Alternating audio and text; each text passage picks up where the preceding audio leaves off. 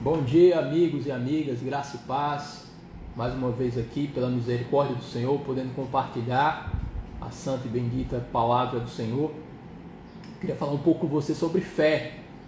Se você tem a sua Bíblia, seu aplicativo aí disponível, vamos ler alguns versículos de Hebreus 11, que nos fala muito bem sobre fé,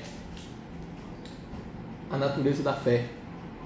Ora, a fé é a certeza de coisas que se esperam, a convicção de fatos que se não veem, pois pela fé os antigos obtiveram bom testemunho. Pela fé entendemos que foi o universo formado pela palavra de Deus, de maneira que o visível veio a existir das coisas que não aparecem. Fé, uma coisa tão fundamental e o início de tudo. A nossa caminhada com Deus, ela começa quando nós cremos. O que importa é que aqueles que se aproximam de Deus creia que Ele existe. É o que o autor de Hebreus fala. Então nós nos aproximamos diante do Deus que existe, porque cremos na sua presença, cremos que Ele é responsivo à oração e o clamor dos seres humanos, né? Então podemos bater na porta dele e Ele vai nos ouvir, porque Ele é um Deus que existe e que é galardoador. Ele recompensa aos que o buscam, ou seja, existe um prêmio para aqueles que buscam a Deus.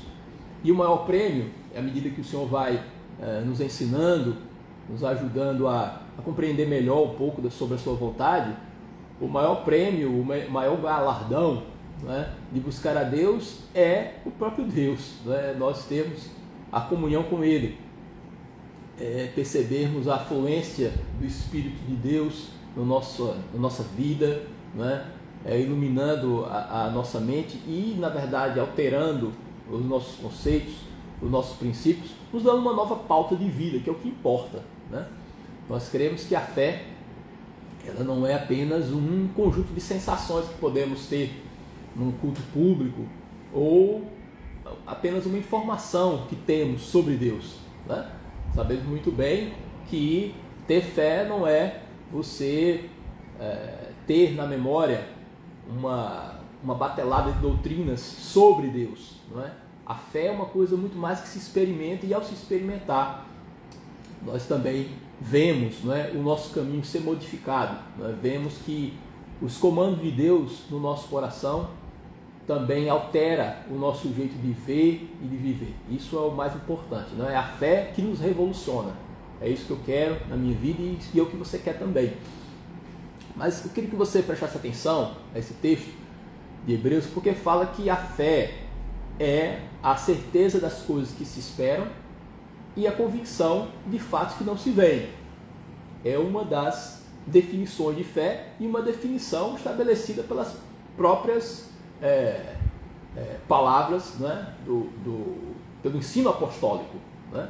Então o ensino é esse, que a fé é a certeza das coisas que se esperam e a convicção de fatos que não se veem. Então veja que a fé, ela envolve também uma espera, e a espera é algo que, de certa maneira, nos traz muito desconforto, porque o nosso relógio, ele não está ajustado necessariamente com o relógio de Deus. Então nós temos realmente uma dificuldade de ser um observador, né, dos fatos, do desenrolar dos acontecimentos e simplesmente esperar uma resposta de quem não vemos, de quem não temos um contato por toque, tátil com Deus, né? Nós simplesmente cremos e nos inserimos nesse plano em fé, mas na realidade não temos algo concreto, digamos assim, que nos dê essa garantia, a não ser a própria fé no Senhor, e com a fé também percebemos que Ele responde, né? Porque a fé sempre é uma perspectiva. Uma vez eu estava falando sobre um testemunho da cura do meu pai que já teve câncer de próstata, já no estágio avançado, mas é claro, ele foi curado, isso já tem 14, 15 anos, mas para mim que creio, eu que criei que busquei o Senhor com toda a força do meu coração para que ele fosse curado, e ele foi curado, né? Para mim, eu posso estabelecer uma relação de causa e efeito entre a minha oração e a cura. Mas isso depende de fé. É evidente que uma pessoa que não crê, ela pode trazer para mim dados, né, de registros da própria medicina, no sentido de que há algumas espécies de câncer, algumas situações até bem avançadas, você pode experimentar uma cura, né? Pode não haver um retorno, né, da doença. Mas quem crê, ele vai estabelecer essa relação de causalidade, de causa e efeito. Eu orei, eu busquei a Deus, eu bati na porta e ele respondeu. Então, nós não temos, e eu acho isso uma coisa fundamental para que possamos compreender, nós não temos nunca uma prova definitiva, racional das coisas, porque nós fomos chamados para viver na fé. A fé é a certeza das coisas que não se veem, convicção de fatos que se esperam. Então, nós não podemos seguir no trilho de Tomé, né, que precisou do testemunho dos seus sentidos para que aí sim pudesse acreditar na ressurreição, né? Isso não é fé, isso é constatação. Então o que nós precisamos é vivenciar aquela palavra de Jesus Cristo. Ele fala para uma das irmãs de Marta: se creres, verás a glória de Deus. E por vezes, eu e você temos uma tendência de inverter, não é, essa lógica da apresentação da glória de Deus diante de nós. Então, nós acabamos nos afiançando nos sinais, na resposta para que a fé possa acontecer. Então, isso não está no plano de Deus. Não é? Sempre que o Jesus Cristo ele efetuou uma cura, em todas as situações que ele interpelou, né, os homens no seu ministério terreno, ele sempre demandava fé e também, não poucas vezes, repreendia as pessoas pela incredulidade.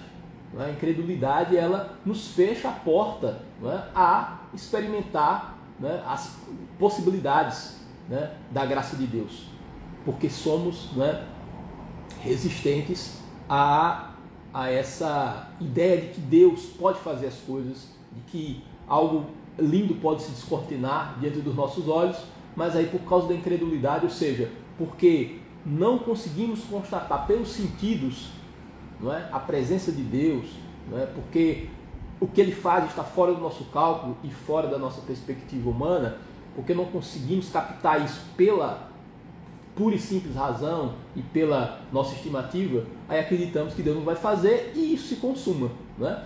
A incredulidade, ela gera resultado zero, mas os que creem no Senhor, os que buscam o Senhor, os que, põem aspas nisso, né, aposta na resposta de Deus, recebem como prêmio a resposta de Deus. Então nós não podemos ser como Tomé, que precisa dos seus sentidos. Isso é muito importante. Há uns anos atrás eu li um livro de um pensador brasileiro chamado Huberto Roden, que é alguém que não crê como nós, né? Que é uma pessoa que tem uma ideia mais universal da fé a partir do mix aí de doutrinas, enfim, eu não vou estender aqui, mas eu sou muito curioso, né? E eu gosto de ler coisas variadas, e como a Bíblia fala, nós devemos examinar todas as coisas e reter o que é bom. E ele fala uma coisa muito interessante sobre Deus, dentro da sua concepção, mas eu acho que também se aplica a nós. Ele dizia o seguinte, que a invisibilidade de Deus, né, é algo que nós podemos inferir, concluir a partir da própria natureza. Em que sentido? Porque os fenômenos mais poderosos, né, da física e do universo, eles têm uma natureza invisível. A eletricidade, a gravidade, ninguém vê a eletricidade, né? A gravidade não é algo que você toca, que você vê.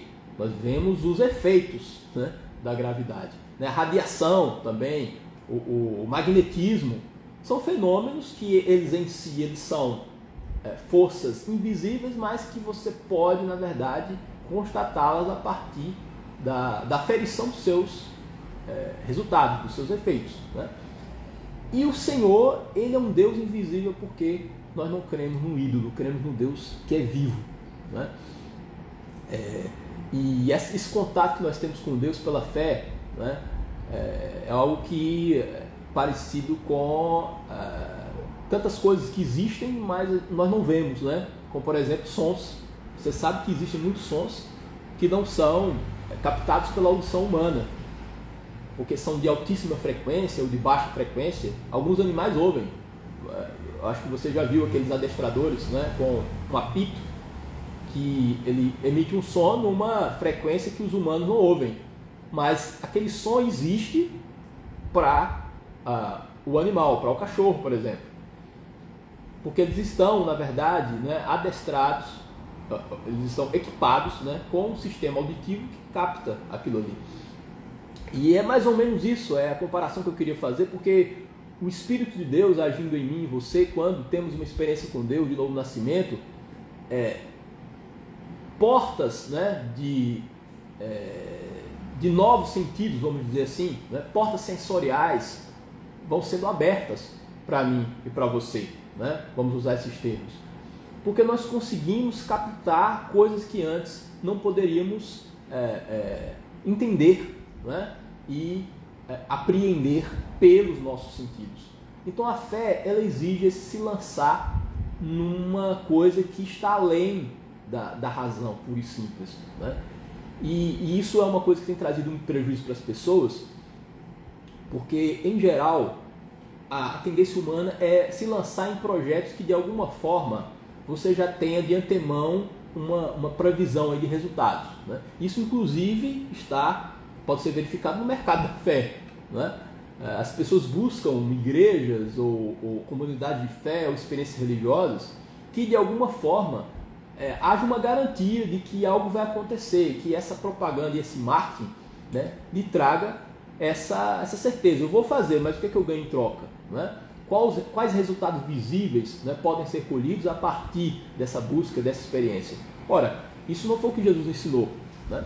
Ele diz que nós devemos crer primeiro para ver a glória de Deus depois. Então, essa relação com Deus, né, de uma espécie de toma lá da cá, ela é tudo menos fé. O que o Senhor quer é que nós possamos buscá-lo, né, e buscá-lo com intensidade, primeiro pela pessoa dele, né? E a recompensa de buscar o Senhor é ter comunhão com Ele. Que o Senhor me guarde, né, e me livre de ter uma relação com Deus apenas por conta de algum interesse, porque Ele é o supremo guardador da minha vida, né? Você faz uma fezinha em Deus. Então, você tem o seguro do carro, você tem o plano de saúde. Então, vamos nos apegar a Deus, porque vai que Ele existe e eu estando bem com Ele, quem sabe Ele protege a minha casa, a minha família, né? Então, vamos apostar aqui também. Tem que ser mais que isso, né? A nossa fé, ela precisa ser algo que nos transforma, né? Uma fé verdadeira, ela precisa, como eu falei, nos dar novas pautas de existência nesse mundo, né? Deus me livre e me guarde que a minha fé seja apenas mera informação, né? Eu quero que essa fé ela produza a ação de Deus na minha vida e traga transformações contínuas na minha existência, que eu quero isso, né? Creio que você também quer, né? Um Deus que não apenas faz milagres, né, mas faz com que você seja o milagre, né? Para que não sejamos apenas destinatários da bênção do Senhor, mas também possamos ser abençoadores, porque o Espírito de Deus flui em você e em mim, e essa é a experiência, né? Eu queria concluir com vocês trazendo uma observação sobre a fé que Jesus nos traz nos Evangelhos. Jesus, ele compara a fé com o grão de mostarda, não é? É o menor de todas as sementes, mas que é capaz de gerar uma árvore grande. E ele também diz que se a nossa fé for como o tamanho de um grão de mostarda, nós podemos dizer a uma amoreira: sai daí e transplanta-te no mar. Em outra passagem, a fé ela é capaz de produzir uma mudança de rumo dos montes. Os montes podem ser removidos pela fé. Agora, o que é que nós devemos compreender a partir dessa palavra de Jesus? O grão de mostarda, que é a sua fé, que é a minha fé, ela é o piso. Ela é o piso de fé. Então, o que o Senhor nos diz é que, por menor que seja a sua fé agora, nesse momento, ela é capaz de gerar algo poderoso, porque não é a fé em si mesmo que tem poder. A fé não consiste num pensamento positivo, na mentalização, não é? Numa mentalização em boas vibes que fluem a partir da crença em qualquer coisa. Não é assim que funciona, não é? Eu estou aqui com esse mouse, né? Por mais que eu possa orar com toda a fé do meu coração para que ele efetue uma cura, para que ele modifique uma situação que me traz desconforto, tristeza, angústia, provavelmente isso não vai acontecer, por mais fé que eu tenha, porque a fé no mouse ela não vai mudar nada. Mas uma fé pequena, mínima, no grão de mostarda, no Deus que pode todas as coisas, faz com que essa onipotência de Deus possa agir em nosso favor. Isso é uma chave espiritual importante, porque muitas vezes eu e você podemos duvidar da nossa própria fé. E exatamente por entendê-la como uma fé pequena e indigna, podemos também nos desanimar. Então isso acaba, né, retroalimentando a incredulidade. Você percebe que a sua fé é pequena e ao constatar que ela é pequena, você também desanima e busca menos a Deus, e ao buscar menos a Deus, a sua fé também é mais achatada ainda. Então o que nós devemos pensar é o seguinte: olha, minha fé é um grão de mostarda, mas e daí? É o grão de mostarda que é capaz de remover a montanha. É o grão de mostarda que é capaz de fazer que uma árvore saia de um lugar e possa ser, né, levada até o mar. Então cremos dessa forma. Tem uma passagem que eu amo muito e por isso mesmo cito com frequência, né? É aquela cura, né, do jovem endemoniado. Havia um pai muito aflito que viu o filho, né, numa situação para lá de degradante, de cair, né, ao chão, espumar, de se mutilar, né, de se ferir com objetos cortantes, uma situação realmente muito triste e trágica. Ele pediu aos discípulos de Jesus, os discípulos de Jesus não tiveram a fé para curar aquele jovem, para expulsar, né, aquele espírito. E aí ele recorreu a Jesus Cristo. Ele falou: olha, se o Senhor pode fazer alguma coisa, faça. E aí Jesus falou: tudo é possível ao que crê. E ele respondeu: eu creio, mas ajuda-me na minha falta de fé. Eu creio, mas ajuda-me na minha falta de fé. E o resultado disso é que Jesus ele não pegou uma régua para chegar e medir a fé desse homem. Tá bom, vamos ver o tamanho da sua fé.